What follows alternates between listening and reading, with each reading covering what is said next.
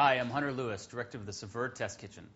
Today we're here to talk about cooking with spices and to share a recipe for chicken biryani, a delicious Indian rice pilaf dish fragrant with cinnamon. Not all spices are created equal.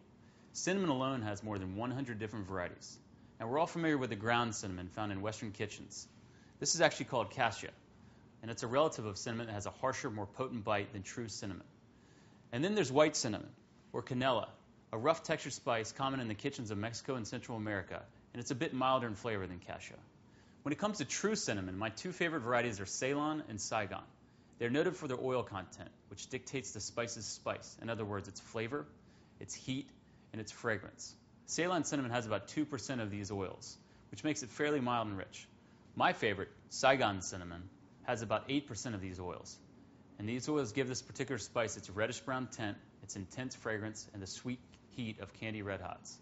Because it has such complexity and a fiery sweetness, Saigon cinnamon makes the perfect spice for deeply flavored dishes.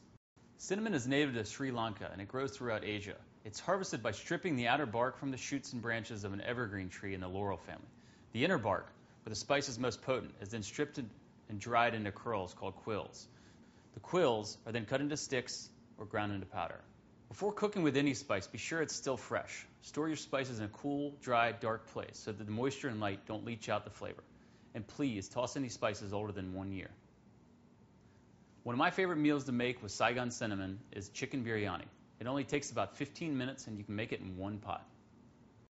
The ingredients for chicken biryani are 1 cup basmati rice, 3 tablespoons canola oil, 2 teaspoons whole coriander, 3 chilies de arbol, 1 1/2 tablespoons kosher salt, 2 1/2 teaspoons ground Saigon cinnamon, 4 skinless bone-in chicken thighs, 4 skinless bone-in chicken legs, 6 garlic cloves finely chopped, 1 large yellow onion chopped, 1 2-inch piece of ginger chopped, 1 jalapeno stemmed, seeded, and finely chopped, and toasted sliced almonds, fried shallots, and cilantro leaves for garnish.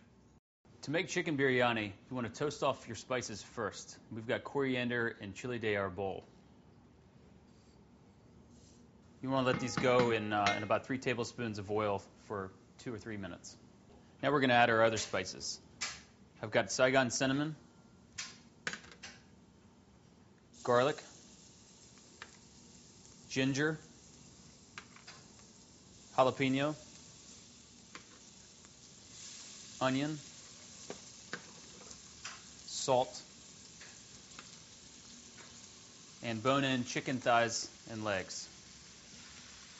You really want to coat all of the vegetables and the chicken with the cinnamon. Cook until the onions soften, about 6 minutes. Now we're ready to add our rice and a little bit of water. You could also add some chicken stock instead of the water.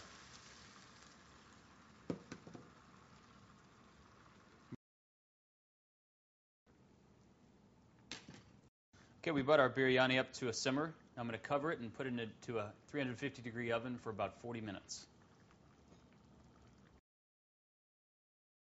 Transfer the pot to a rack and let it sit for 5 minutes. Uncover and fluff the rice with a fork.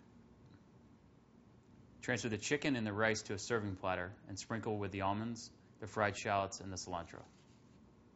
So that's chicken biryani. It's an easy one-pot meal, and it's a great use of Saigon cinnamon and other spices in your kitchen.